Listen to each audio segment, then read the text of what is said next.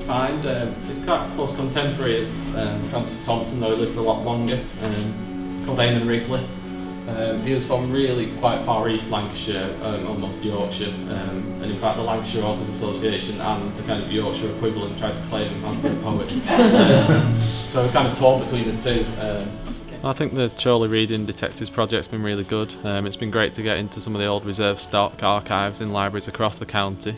All the reference librarians have been very forthcoming and lending us the material, so that's been a really good side of the project. I've enjoyed very much meeting with other people and exploring the wide range of the authors who have written in the Lancashire area, some of whom I'd heard of before, like Francis Thompson, and others that had escaped me completely.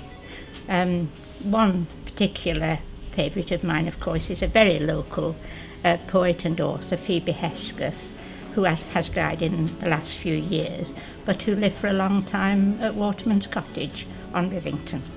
And it's a strongly committed novel politically. Clark was a convinced socialist, very much influenced by his dad, and that comes through a lot of his novels. They're about ordinary working class people in Lancashire, which is where he came from. Yeah, I think the Reading Detectives is a fantastic project. I'm really pleased that it's introduced Alan Clark to a modern day readership. He knew and loved Chorley. His wife came from there, and he wrote a lot about the town and local beauty spots. So I think he'd be looking down from up there thinking, yeah, that's great, fantastic.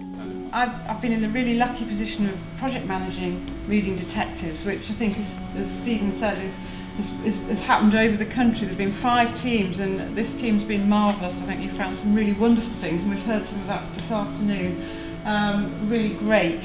It was part of an Arts Council and BBC project, so it's got quite a high profile. We've had some interesting coverage. Stephen was on Radio Lancashire, which I think is great. And over, I think, 257 finds were found all over the country. There was 37 people blogging. I know everybody wasn't taking part in the website, but it's been a fantastic sort of facility for people to communicate right across the country about all the local things they've found.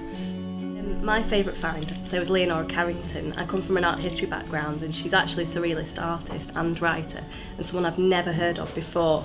Writes quite strange works of fiction. Her Hearing Trumpet, her most famous work, sort of starts off quite normal and then spirals off into the surreal. And to find out that she's not only from Chorley but from Clayton, which is actually where I live now, was just fascinating. Do not eat the shellfish, which we'd spent years gathering. Do not eat the shellfish. Tampons, turds and fixing agents, harsh industrial detergents, nitrates, bleach and scouring soaps, carried down the rivers, churning round the coast.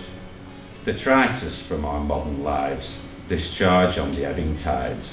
As a writer from a small press, I can't really emphasise how important a project like Reading Detectives has been, because too often books, when they come out, initially there's quite a bit of publicity, and then all too often they fall by the wayside and they just end up gathering dust on shelves in libraries, or they're stacked up in the back rooms of bookshops.